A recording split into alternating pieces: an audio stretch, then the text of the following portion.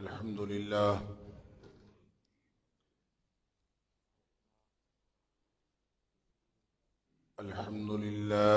نحمده ونستعينه ونستغفره ونؤمن به ونتوكل عليه ونعوذ بالله من شرور أنفسنا ومن سيئات أعمالنا من يهده الله فلا مضل له ومن يضلل فلا هادي له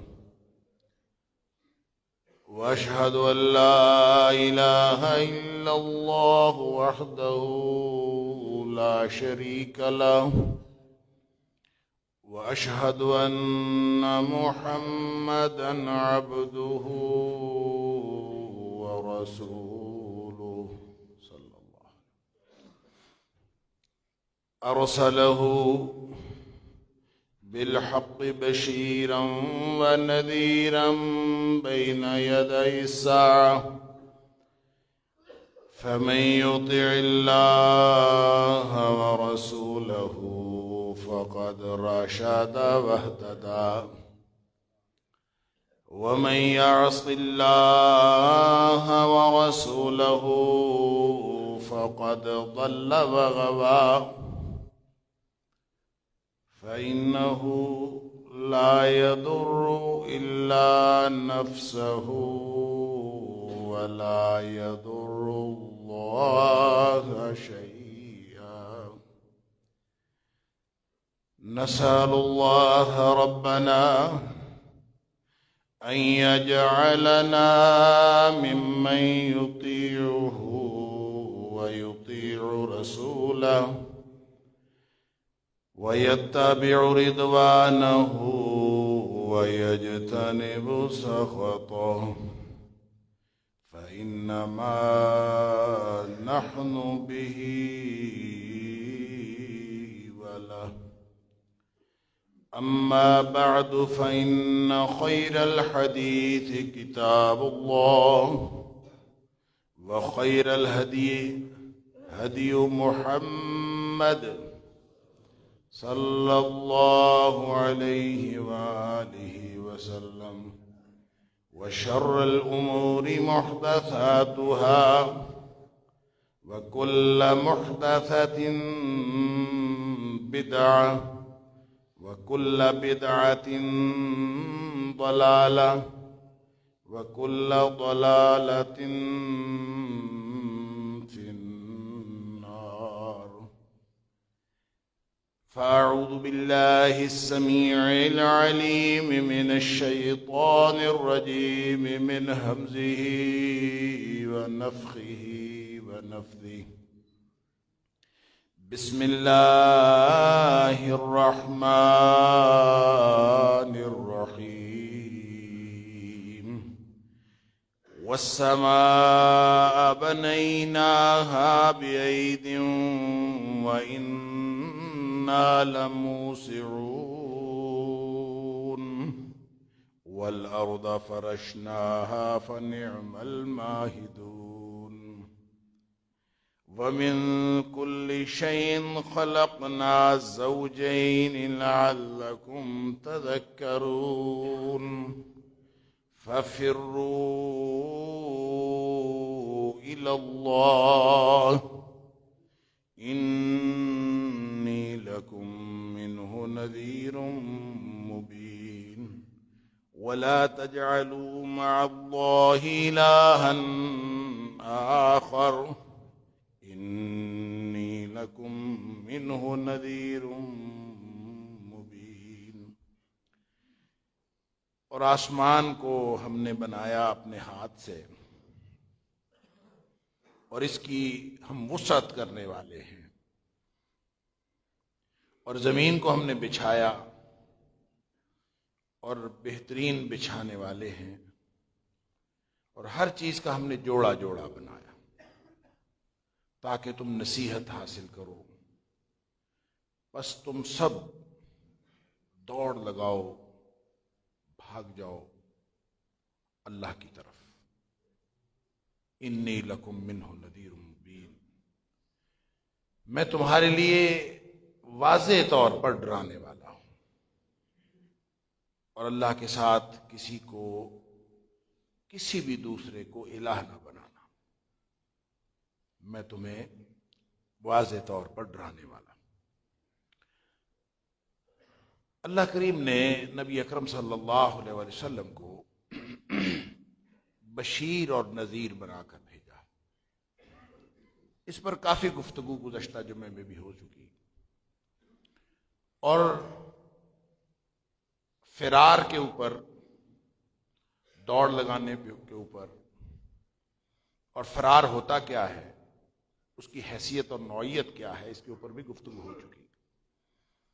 تو دراصل کوئی خطرہ ہے جس سے نبی کریم صلی اللہ علیہ وسلم ہمیں خبردار فرما رہے ہیں۔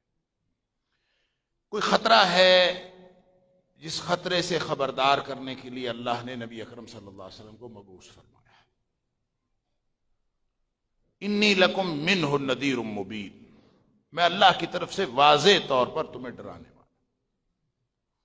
کس کس چیز سے نبی کریم صلی اللہ علیہ وسلم نے ڈرایا ہے، کس کس چیز کی آپ نے بشارت دی ہے، واضح طور پر نبی کریم صلی اللہ علیہ وسلم کے احکام ہیں، کچھ کرنے کے کام ہیں، کچھ نہ کرنے کے کام ہیں۔ لہذا اگر ہم اس کو ایک بالکل طالب علمانہ انداز میں دیکھیں تو ففروا الی اللہ کی جو بات، جو تعبیر سمجھ میں آتی ہے، وہ یہ کہ ہر وہ چیز جس سے نبی کریم صلی اللہ علیہ وسلم منع فرمایا ہے وہ خطرناک چیز، اس سے ہمیں دور بھاگنا ہے، اور ہر وہ چیز جس کا کرنے کا حکم دیا ہے نبی کریم صلی اللہ علیہ وسلم نے، اس کی طرف بھاگنا ہے۔ وہ اللہ کا کام ہے، وہ اللہ کی رضامندی کا کام۔ وہ فرائض کا معاملہ ہو تو اچھی بات ہے، اگر وہ نوافل بھی ہوں، اگر وہ مستحبات ہوں، اگر وہ صرف جائز چیزیں ہوں، اور جائز اور ناجائز کی جو بحث ہے، کون سی چیز جائز اور کون سی چیز ناجائز، اللہ اکبر، وہ فرض ہوں، وہ نوافل ہوں، وہ جائز چیزیں ہوں، ہر وہ چیز جو اللہ کی طرف لے جانے والی ہے، ہم نے اس کی طرف بھاگنا، اور ہر وہ چیز جس میں اللہ کی ناراضگی کا خطرہ اس کو چھوڑ دینا۔ یہ ہے ففروا الی اللہ۔ اور اس کے لیے ایک حدیث میں نے آپ کے سامنے رکھی تھی کہ نبی اکرم صلی اللہ علیہ وسلم نے فرمایا ہجرت گویا کرنی ہے، ہجرت، ایک جگہ سے دوسری جگہ فرار حاصل کرنا ہے، ایک جگہ سے دوڑنا ہے، دوسری جگہ پہنچنا ہے۔ جب آدمی دوڑتا ہے تو کسی خطرے کی وجہ سے دوڑتا ہے، اور یہ جو دوڑنا ہے ایک منزل سے دوسری منزل کی طرف ہوتا ہے، ایک نقطے سے دوسری نقطے کی طرف ہوتا ہے۔ لہذا فرار ہمیشہ کسی ایک چیز سے ہوتا ہے اور کسی دوسری چیز کی طرف ہوتا ہے۔ اور جب اب ففروا الی اللہ کرنا ہے، فرار اختیار کرنا ہے، بھاگنا ہے، خطرے کو بھانپ کر جیسے انسان بھاگتا ہے ویسے ہی بھاگنا ہے، لیکن بھاگنا کہاں ہے؟ اللہ کی طرف بھاگنا ہے۔ تو نبی اکرم صلی اللہ علیہ وسلم فرمایا یہ وہ ہجرت ہے، یہ وہ ہجرت ہے جو ہجرت کرنے والا اصل مہاجر ہے، کہ ایک چیز چھوڑ دے، وہ چاہے وطن ہو، چاہے وہ جگہ ہو، چاہے وہ مکان ہو، چاہے وہ رہائش کی جگہ ہو، چاہے وہ کھانے پینے کا معاملہ ہو، چاہے وہ کاروبار ہو، چاہے وہ پہننے کا معاملہ ہو، ہر چیز چھوڑ دی۔ المہاجر، نبی کریم صلی اللہ علیہ وسلم ہجرت کرنے والے کی، ویسے تو ہجرت کی جو فضیلت ہے وہ معلوم ہے، ان ساری فضیلتوں میں سے ایک ہی بات اگر سامنے رکھ لی جائے، الہجرۃ تہدم ما کان قبلہ، نبی کریم صلی اللہ علیہ وسلم نے فرمایا جس دن بندہ ہجرت کر لے نا، اس دن سے پہلے جو جو گناہ کیے ہوتے ہیں ہجرت سارے گناہوں کو مٹا دیتی، سارا معاملہ ہی اللہ کے ہاتھ میں چلا۔ سبحان اللہ، ہر چیز صاف. اور فرمایا اصل مہاجر وہ نہیں ہے جو کسی ایک شہر کو چھوڑ کر کسی دوسرے شہر جا رہا ہو. وہ تو نیتوں کی بات ہے.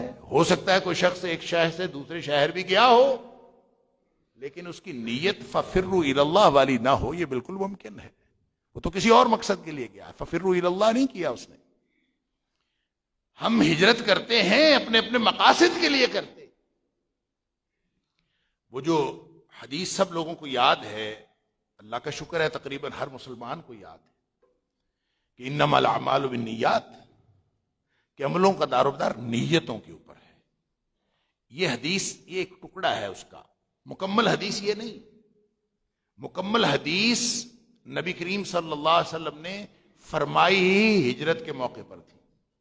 معاملہ ہی ہجرت کا تھا کہ ایک اور شخص جو نبی کریم صلی اللہ علیہ وسلم کے ساتھیوں میں سے نہیں تھا, اس نے بھی ہجرت کی تھی. وہ بھی مکہ چھوڑ کر مدینے آیا تھا. اس نے موقع غنیمت جانا, مقصد اس کا کوئی اور تھا. سارے لوگ ہجرت کر کے جا رہے تھے, اس نے کہا میں بھی ساتھ چلا جاتا ہوں. مقصد کیا تھا؟ کہتے ہیں محدثین نے لکھا ہے, شارحین نے, کہ اس نے وہاں کسی خاتون کے ساتھ پہلے سے رابطہ تھا, اس کے ساتھ معاملہ طے کیا ہوا تھا کہ وہ اس سے شادی کرنا چاہتا تھا. اس نے شرط لگائی ہوئی تھی کہ مکہ چھوڑ کر مدینے آ جاؤ, میں تمہارے سے شادی کروں. اس نے موقع غنیمت جانا, سارے جا رہے ہیں میں بھی چلتا ہوں, وہاں جا کے شادی کر لوں. اللہ اکبر. اس موقع پر لوگوں نے نبی کریم صلی اللہ علیہ وسلم سے اس شخص کے بارے میں پوچھا تھا کہ اس شخص کے بارے میں آپ کا کیا ارشاد ہے, اس کے بارے میں اللہ کا کیا حکم ہے. تو نبی کریم صلی اللہ علیہ وسلم فرمایا تھا انما الاعمال بالنیات, اعمال کا دار و مدار نیتوں کے اوپر. اور پھر آپ نے فرمایا وَإِنَّمَا لِكُلِّ امْرِئٍ مَّا نَوَىٰ, ہر شخص کو وہی ملے گا جس کی اس نے نیت کی. اب دوسرے لوگوں نے جو ہجرت کی تھی, اپنے گھر چھوڑے تھے, اپنے وطن چھوڑے تھے, بیوی بچے چھوڑے تھے, سب کچھ چھوڑا تھا. کس لیے چھوڑا تھا؟ انہوں نے تو اللہ اور اس کے رسول صلی اللہ علیہ وسلم کے لیے چھوڑا.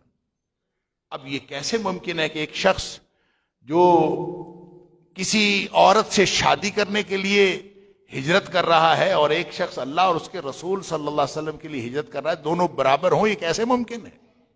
لہذا آپ نے وضاحت فرما دی. آپ نے فرمایا انما لکل امرئ ما نویٰ, ہر شخص کے لیے وہی کچھ ہے جس کی اس نے نیت کی. پھر آپ نے اس کی بھی وضاحت فرمائی. آپ نے فرمایا فمن کانت ہجرتہ الی اللہ ورسولہ فہجرتہ الی اللہ ورسولہ, جس کی ہجرت اللہ اور اس کے رسول صلی اللہ علیہ وسلم کے لیے ہے, اس کی ہجرت اللہ اور اس کے رسول صلی اللہ علیہ وسلم کے کھاتے میں شمار ہوگی. ہر مکہ چھوڑ کر آنے والے اور مدینہ پہنچنے والے شخص کی ہجرت شمار نہیں ہوگی,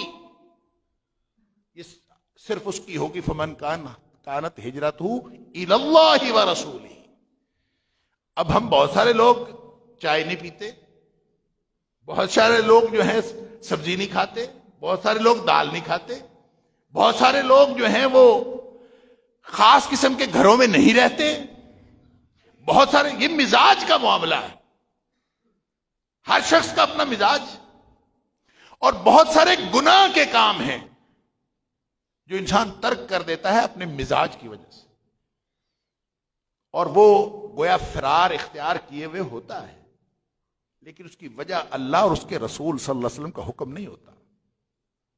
اگر اس نے, آپ خوش ہوں کہ ہاں جی ہم شلوار قمیض پہنتے ہیں, ساتر لباس ہے, یہ ستر چھپانے والا لباس ہے.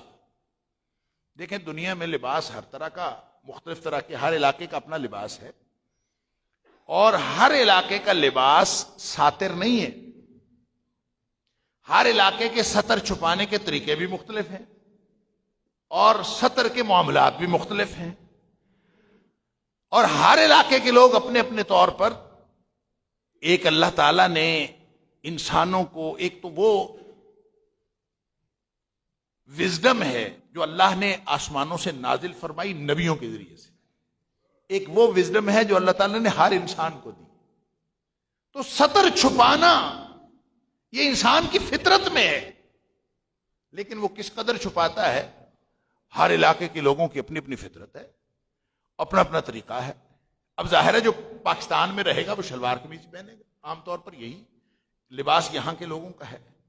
تو کوئی شخص سمجھے کہ میں شلوار قمیض پہنتا ہوں، میں پینٹ شرٹ نہیں پہنتا ہوں، یا کہ میں کوئی دین کا کام کر رہا ہوں، تو یہ کوئی دین کا کام نہیں، یہ اس کے مزاج کی بات، یہ اس کے علاقے کا لباس۔ ویسے یہ الگ بات ہے کہ ستر چھپانے والا لباس اگر آپ پوری دنیا کے لباسوں کا موازنہ کریں، حتیٰ کہ عربوں کے جبے کو بھی اس میں لے لیں، پوری دنیا کے آپ لباسوں کا موازنہ کریں تو جتنا ساتر لباس شلوار قمیض ہے، دنیا کا کوئی لباس اتنا ساتر نہیں۔ لیکن ثواب اس کو ملے گا جو اس کو ستر چھپانے کے لیے پہنے گا۔ مہاجر وہ ہوگا جو باقی لباسوں کو اس لیے ترک کرے گا کہ ان لباسوں میں بے ستر ہونے کا خدشہ ہے، اس لیے چھوڑے گا، تو اس کو لباس پہننے کا بھی ثواب ہوگا۔ لہذا اگر کسی نے ہجرت کی ہے، کوئی چیز چھوڑی ہے اللہ اور اس کے رسول صلی اللہ علیہ وسلم کے لیے، فَهِجْرَتُهُ إِلَى اللَّهِ وَرَسُولِهِ، اس کی ہجرت شمار ہوگی اللہ اور اس کے رسول۔ اللہ اکبر۔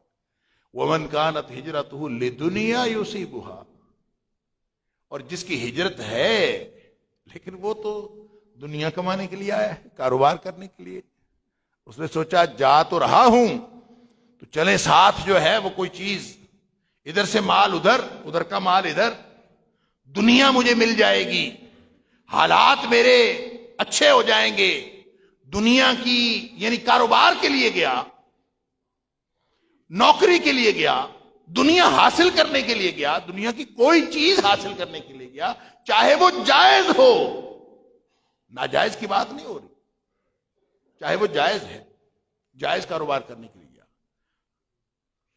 تو اس کی ہجرت شمار تو اس کاروبار کے لیے ہوگی نا، اس نے اللہ کے لیے تو نہیں کیا، اس نے تو اس کے لیے کیا۔ اللہ اکبر۔ ہمیں آج تک اس کی سمجھ نہیں آئی، اللہ کرے ہمیں سمجھ آ جائے۔ دیکھیں ایک تصور ہے، قرآن کہتا ہے الباقیات الصالحات، اللہ اکبر، ایک چیز ہے جو مٹی ہو جاتی ہے، ختم ہو جاتی ہے۔ سورہ کہف کے اندر اللہ کریم نے فرمایا کہ ان کو مثال بیان کرو، وَاضْرِبْ لَهُمْ مَثَلَ الْحَيَاةِ الدُّنْيَا، دنیا کی زندگی کی مثال ان کو دے دو۔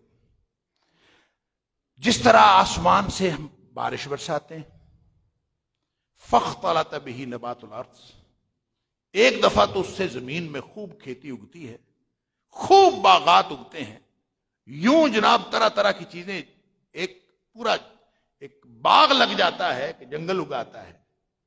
فاصبح هشيما تذروه الرياح، لیکن کچھ ہی دن گزرتے ہیں، وہی کھیتی ہوتی ہے، وہ زرد ہو کر چورا چورا ہو کر وہ اس قدر ہلکی اور بے وقعت اور اس قدر وہ کم اہمیت کی چیز ہو جاتی ہے کہ تذروہ الریاح، اس کو ہوائیں اڑائی پھرتی ہیں، وہ خاک سی راکھ سی، کبھی ادھر ہوا اڑا کے لے جاتی، کبھی ادھر، کچھ بھی نہیں۔ یہ ہے زندگی کی حقیقت۔ اللہ اکبر۔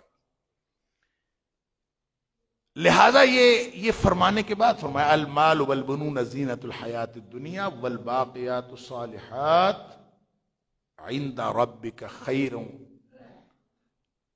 وہ بخیر عملا، خیر ثوابا بخیر عملا، وہ جو چیز باقی رہنے والی ہے، آگے جانے والی، وہ اللہ کے ہاں وہ بہترین ہے، بدلے کے اعتبار سے بھی اور امید کے اعتبار سے۔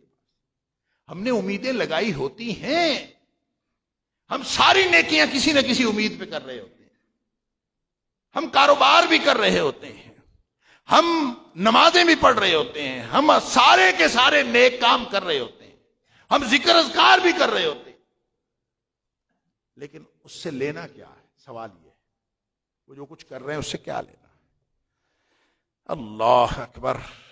ہم نے تو اپنے کاروبار کی بہتری کے لیے اللہ سے دعائیں کی ہیں، ہم تو راتوں کو اٹھتے ہیں اور راتوں کو اٹھ کے بھی ہم اپنے بچوں کا بہتر مستقبل مانگتے ہیں، ہم اور کیا مانگتے ہیں اللہ سے؟ ہم اگر کچھ مانگتے ہیں تو ہم کیا مانگ رہے ہیں اللہ سے؟ ہم ذکر بھی کر رہے ہوتے ہیں تو خیال یہ ہوتا ہے کہ آج کا دن اچھا گزر جائے. ہم اگر 2 رکعت پڑھ کے بھی نکلتے ہیں تو زیادہ سے زیادہ یہ ہوتا ہے کہ آج کا دن اچھا گزر جائے, کہیں کسی برے بندے سے کوئی متھا نہ لگ جائے, کہیں کوئی حالات ایسے خراب نہ ہو جائیں, کاروبار میں معاملات ٹھیک ہو جائیں. ہماری ساری کی ساری تگ و دو بھی اور ہماری زندگی کی نیکیوں کی بھی زیادہ سے زیادہ جو اس کی انتہا ہے وہ موت سے پہلے تک کی زندگی ہے. تو جو نیکی ہی ہماری یہاں تک جاتی ہے اس کا اجر آگے کہاں تک جائے گا, اس کا اجر آگے کیسے جائے گا؟ لہذا اگر ہم نے کوئی بھی کام کیا ہے اللہ کے لیے وہ باقی رہے گا. اور نبی کریم صلی اللہ علیہ وسلم اصل مہاجر وہ ہے من ہاجر ما نہى اللہ عنہ. اصل مہاجر وہ ہے کہ ہر وہ چیز جس سے اللہ نے منع کیا وہ اس کو ترک کر, اس لیے چھوڑ دیا کہ اللہ نے منع کیا, بات ختم. اور بعض اوقات پتہ نہیں چلتا, پتہ نہیں منع کیا ہے, پتہ نہیں منع کیا. بعض علماء فتویٰ دے دیتے ہیں کہ جائز ہے, بعض علماء فتویٰ دے دیتے ہیں کہ ناجائز ہے, مشتبہ چیزیں ہیں. اللہ اکبر. تو جس کو پتہ ہے نا, جس کو خطرے کا علم ہے, جس کو یہ معلوم ہے کہ نبی اکرم صلی اللہ علیہ وسلم اللہ نبی سے کہلوا رہا ہے انی لکم منہ نذیر مبین, میں اللہ کی طرف سے واضح طور پر ڈرا دینے والا ہوں. اللہ اکبر. اور جس کو یہ معلوم ہے نا تو وہ پھر اس چکر میں نہیں پڑتا کہ کچھ فتوے جائز کے بھی ہیں جی, وہ صرف اس خطرے سے بھاگتا ہے کہ کہیں میرا اللہ ناراض نہ ہو جائے. اور ترمذی شریف کی حدیث ہے, نبی کریم صلی اللہ علیہ وسلم فرمایا کہ کوئی آدمی لن یبلغ عبد درجۃ المتقین, ایک آدمی متقین کے درجے تک پہنچ ہی نہیں سکتا حتی یدع ما لا باس بہ حذرا مما بہ باس. اس وقت تک ایک آدمی متقی بن نہیں سکتا جب تک وہ ایسی چیزیں بھی چھوڑنا نہ شروع کر دے جن میں کوئی حرج نہیں ہے, کوئی حرج نہیں ہے, لیکن اس کو چھوڑ دیتا ہے. کیوں چھوڑتا ہے؟ حذرا مما بہ باس, اس ڈر سے چھوڑتا ہے کہ کہیں اس میں حرج نہ ہو. اس کو یہ خطرہ ہے, نبی کریم صلی اللہ علیہ وسلم کی بتائی ہوئی بات کا خطرہ. لہذا وہ اس چکر میں نہیں پڑتا کون کیا کہہ رہا ہے. یہ کل پرسوں بھی میں ریکارڈنگ کے لیے گیا ہوا تھا, ایک ٹی وی اسٹیشن کا پروڈیوسر میرے ساتھ ایسے مجھے کہتا ہے جی سود کوئی کسی لیول کا, کسی درجے کا, یہ اداروں کا سود. اس دور میں جب نبی کریم صلی اللہ علیہ وسلم منع کیا تھا, قرآن نے حرام کیا تھا, اس دور میں تو افراد کو سود دیتے تھے. اب تو اداروں کا معاملہ ہے, ادارے بن گئے, تو یہ اس درجے کا سود تو نہیں ہے. تو کوئی اس کی کوئی طریقہ نکالیں کہ یہ کم از کم یہ جو اداروں کا سود ہے یہ تو جائز ہو جائے, کیونکہ بہت سارے علماء ہیں نا موجود فتویٰ دینے والے, فتویٰ ہر دور میں مل جاتا ہے. اللہ اکبر. اب وہ میں نے اس کو کہا بھی مجھے تو نہیں پتا, مجھے تو اتنا پتا ہے کہ نبی اکرم صلی اللہ علیہ وسلم فرمایا کہ سود کے 70 درجے ہیں, 70 درجے. نبی کریم صلی اللہ علیہ وسلم فرمایا 70 درجے, اور سب سے چھوٹا درجہ جو ہے اس کا ایسروہا, اس کا جو سب سے چھوٹا درجہ ہے, اللہ اکبر, اس کا گناہ اتنا ہے جیسے کوئی شخص اپنی ماں سے بدکاری کرے. تو میں نے کہا آپ کی مرضی ہے, اس کو جس درجے میں مرضی رکھ لو. نبی کریم صلی اللہ علیہ وسلم نے ہمیں یہ فرمایا, قرآن کا حکم یہ ہے, لہذا ہم نے تو چھوڑنا ہے, ہم نے تو بھاگنا ہے. فَفِرُّوا إِلَى اللَّهِ, وہاں سے بھاگو.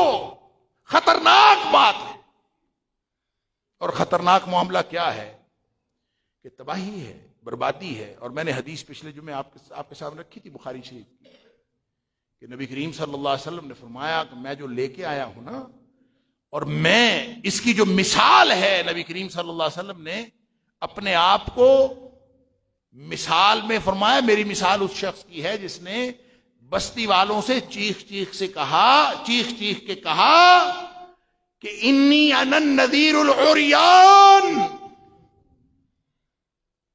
یعنی آپ نے فرمایا کہ میری حیثیت، میری مثال یہ ہے، ان مثلی و مثل ما بعثنی اللہ بہ، میری مثال اور جو میں لے کے آیا ہوں، جو دین مجھے دے کے بھیجا گیا ہے، جو تعلیمات اللہ نے مجھے دے کے بھیجا ہے، جو کرنے کے کام، جو بچنے کی باتیں، جو پورا کا پورا دین کا ضابطہ جو مجھے دے کے بھیجا گیا ہے، اس کی مثال پتہ ہے کیا ہے؟ فرمایا اس کی مثال ہے کمثل رجل اتی قوما، جیسے کوئی آدمی کسی قوم کے پاس آیا اور اس نے آ کے شور مچا کے کہا کہ انی رأیت الجیش بعینی، اور لوگوں انتہائی خطرے کی بات ہے، بہت بڑا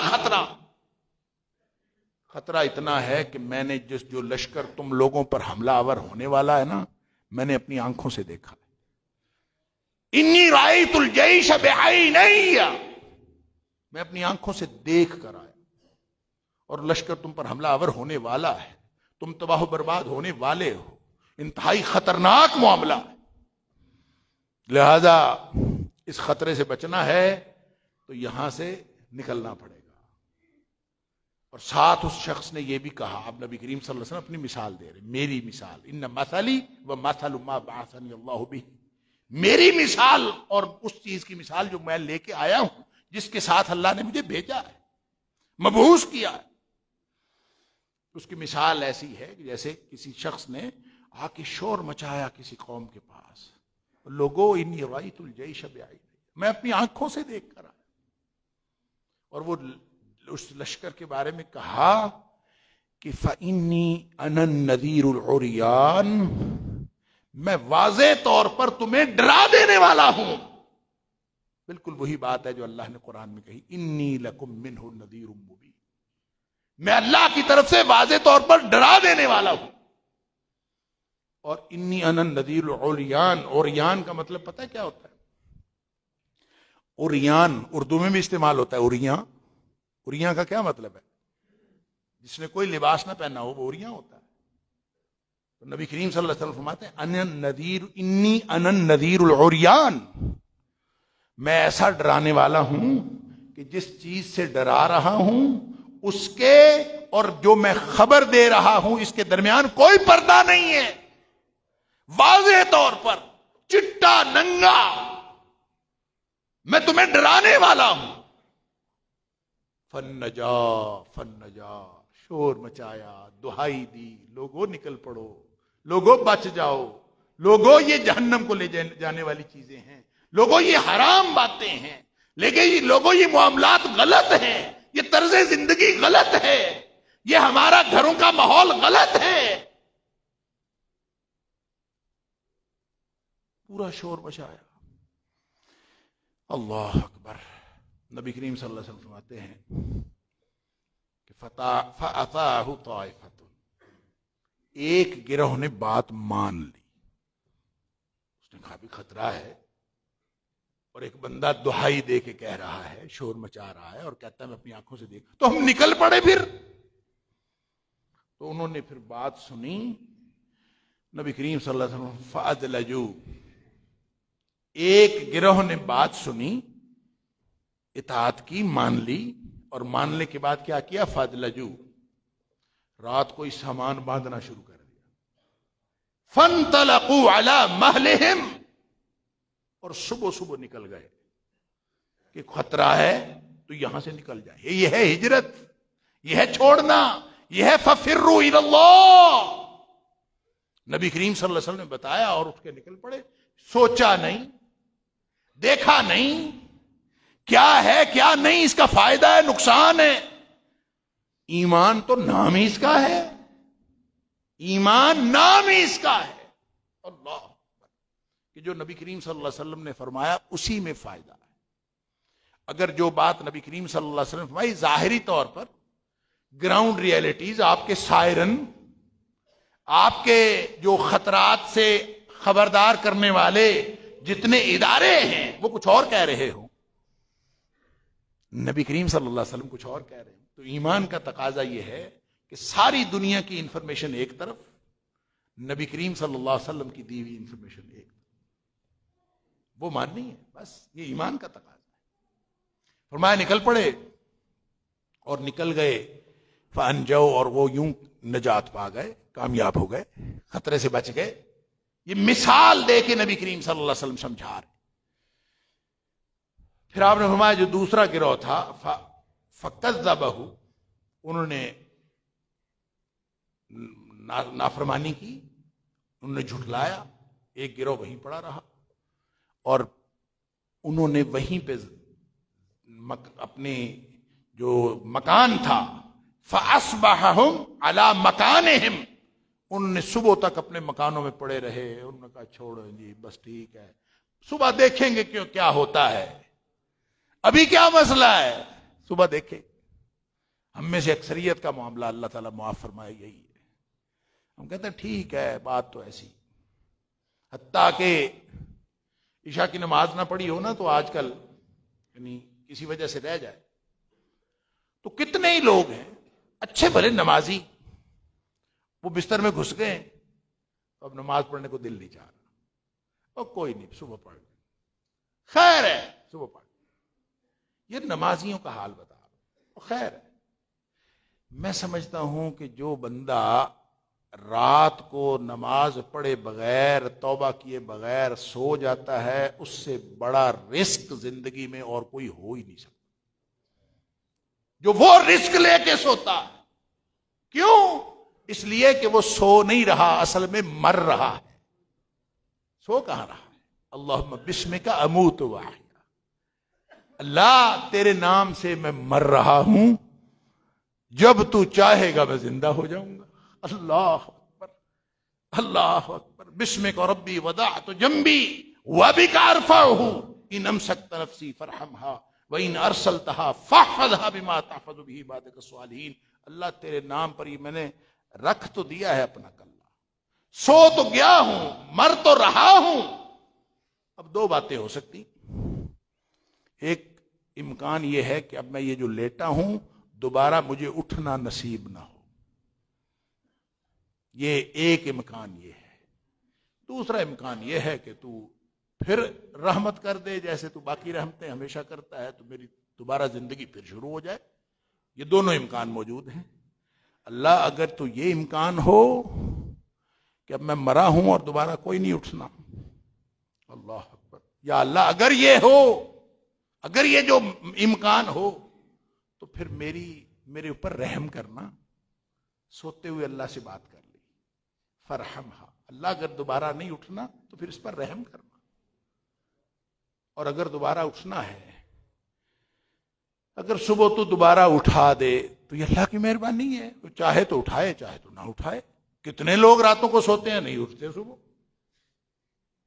تو اگر صبح میں اٹھا بھی، فاحفظھا بما تحفظ بہ عبادک الصالحین، اللہ تو پھر میری ایسے حفاظت کرنا جیسے تو اپنی نیک بندوں کی حفاظت کرتا. دو امکانات ہیں، دونوں امکانات پر اللہ سے بات کر کے سونی ہے. لیکن ہم نے کہا نبی کریم صلی اللہ علیہ وسلم کی ہوئی تنبیہ کو، نبی کریم صلی اللہ علیہ وسلم کے ڈراوے کو، آپ کے انذار کو ہم نے کہاں اپنی زندگی کے اندر کہیں جگہ دی ہے. تو نبی کریم صلی اللہ علیہ وسلم فرماتے ہیں سوئے رہے، کچھ لوگ سوئے رہے، بس وہ جب اپنے اپنے فاصبحہم علی مکانہم، اپنے اپنے گھروں میں سوئے رہے، اور کوئی نہیں، سویرے میں کھانا. خیر ہے، صبح ہو گئی، دیکھیں گے پھر کیا ہوتا ہے. بس پھر صبح جب ہوئی، فصبحہم الجیش، تو صبح ہونے سے پہلے لشکر ان کے اوپر پہنچ گیا اور انہوں نے ان پہ حملہ کر دیا. اللہ، فاہلکہم واجتاحہم، تو اس لشکر نے ان کو ہلاک کر دیا، مار دیا. واجتاحہم، ان کی اینٹ سے اینٹ بجا دی، کخ نہیں چھوڑا، سب کچھ ختم ہو گیا. نبی کریم صلی اللہ علیہ وسلم نے یہ فرمایا کہ آپ نے فرمایا یہ ہے مثال میری، وَمَثَلُ مَنْ أَطَاعَنِي، اور اس شخص کی جس نے میری باتیں مان لی. جب میری بات ہے تو پھر وہ اس میں چونچرا نہیں کرتا، اس میں میری بات مان لے. فَاتَّبَعَ مَا جِئْتُ بِهِ، اس نے پھر اس کے پیچھے چلنا شروع کر دیا جو میں لے کے آیا ہوں. اور اس شخص کی مثال ہے من عصانی، جس نے میری بات نہیں مانی. اللہ اکبر. اور میری بات نہیں مانی. وَكَذَّبَ مَا جِئْتُ بِهِ، اور جس چیز کو میں لے کے آیا ہوں من الحق، جو حق لے کے آؤں، نبی پاک صلی اللہ علیہ وسلم جو لے کے آئے وہ تو حق ہے. نبی کریم صلی اللہ علیہ وسلم کی بات ایک دفعہ ثابت ہو جائے، آپ نے فرمایا، تو پھر یہ بات تو ختم ہو گئی نا. کیوں فرمایا ہے، کیسے فرمایا ہے، اس کی وجہ کیا ہے، کس کے لیے فرمایا ہے، یہ ساری باتیں بات کی ہیں. اللہ فرماتا ہے فَفِرُّوا إِلَى اللَّهِ إِنِّي لَكُم مِّنْهُ نَذِيرٌ مُّبِينٌ. تم اللہ کی طرف اسی وقت دوڑ پڑو خطرہ سمجھ کے. نبی کریم صلی اللہ علیہ وسلم نے فرمایا اب اس کے اندر خطرہ ہی خطرہ، بھاگ پڑو، واضح طور پر ڈرا دیا ہے. اور نبی کریم صلی اللہ علیہ وسلم نے مثالیں دے دے کر فرمایا. لہذا مہاجر تو وہ ہے، اگر کسی نے ہجرت کرنی ہے، اگر کسی نے چھوڑنا ہے تو وہ آج چھوڑ لے. مہاجر کا مطلب صرف وطن چھوڑنے والا نہیں ہوتا. مہاجر کا مطلب ہوتا ہے کہ ہر وہ چیز جو اللہ نے منع کی ہے وہ اللہ کی ناراضگی کے خوف سے اس کو چھوڑ دینا. لہذا وہ کبھی کسی وقت ایسا بھی ہوتا ہے کہ وہ ہوتی جائز ہے، لیکن آدمی کے دل میں یہ خوف ہوتا ہے کہیں میرا اللہ ناراض نہ ہو جائے. تو نبی کریم صلی اللہ علیہ وسلم نے فرمایا بندہ تقوی کی منزل کو پہنچتا ہی وہ ہے جو جائز چیزیں بھی اس ڈر سے چھوڑ دیتا ہے کہیں مجھ سے ناجائز چیز کا ارتکاب نہ ہو جائے. اللہ تعالیٰ مجھے اور آپ کو ایسا خطرہ، ایسا خوف اللہ کی ناراضگی کا عطا فرمائے. جب تک یہ خطرہ ہماری زندگیوں میں، ہمارے دل و دماغ میں نہیں آئے گا، ہم کبھی بھی فروا الی اللہ نہیں کر سکتے. ففروا الی اللہ کا جو اللہ کا حکم ہے، ہر طرف خطرات ہیں. ان خطرات سے بچنے کی ایک ہی بات ہے کہ آپ اللہ کی طرف دوڑ لگا دیں. کہاں سے؟ کہاں سے؟ میں کبھی سوچتا ہوں، کبھی ہم سوچتے نہیں. نکاح پڑھوانا ہے جی، میں صرف ایک بات کر کے بات ختم کرتا ہوں، وقت ہو گیا. نکاح پڑھوانا ہے تو میں پوچھ لیتا ہوں، میں کہتا ہوں مکس گیدرنگ تو نہیں ہے، مردوں اور عورتوں کا اختلاط تو نہیں ہے. مردوں اور عورتوں کا اختلاط ویسے ہی حرام ہے، لیکن جتنا بڑا حرام شادیوں کے اوپر ہے نا، اس سے بڑا حرام تو شاید دنیا کائنات میں کہیں نہیں. کہ وہ خواتین جو ساری زندگی برقع پہن کے پھرتی ہیں، شادی میں اس نے برقع نہیں پہننا، کیونکہ اس نے تو کپڑے اس لیے بنوائے کہ دنیا دیکھے. اور جہاں مرد اور عورت سارے اکٹھے ہیں تو وہ صرف عورتوں کو دکھانے کے لیے پہن کے نہیں آئی، وہ مردوں کو دکھانے کے لیے پہن کے آئی. وہ نبی کریم صلی اللہ علیہ وسلم جس کا حکم یہ ہے کہ اگر کسی نے خوشبو اس لیے لگائی کہ مرد سونگیں، فرمایا فَإِنَّهَا زَانِيَةٌ، وہ بدکار عورت ہے. جو خوشبو اس لیے لگائی کہ مرد سونگے، وہ بدکار عورت ہے. لیکن ہمارے خاندان، ہمارے گھروں میں جو کچھ چل رہا ہے وہ بدکاری سے کم ہے. سارا کچھ ہم خود کر رہے ہیں. اور میری عادت ہے میں پہلے پوچھ لیتا ہوں کہ یار کبھی نہیں بھی یاد رہتا، بہت مختلف طرح کی سچویشن سے واسطہ پڑتا ہے، اللہ تعالیٰ معاف کر. یہ تو ہوا کہ لوگوں نے فون کر کے مجھ سے معذرت کر لی کہ نکاح ہم کسی اور سے پڑھا لیں گے. یہ نہیں ہو سکا کہ ہم مکس گیدرنگ نہیں کریں گے. ہم کس چیز کی طرف فرار کر رہے ہیں، کس کو چھوڑ کر کس کی طرف جا رہے ہیں، دستبرداری کس چیز سے ہے؟ ہیں ہم حاجی نمازی؟ اللہ کے اور اللہ کے رسول صلی اللہ علیہ وسلم کے بتائے ہوئے خطرے سے ہم کہاں خبردار ہو رہے ہیں؟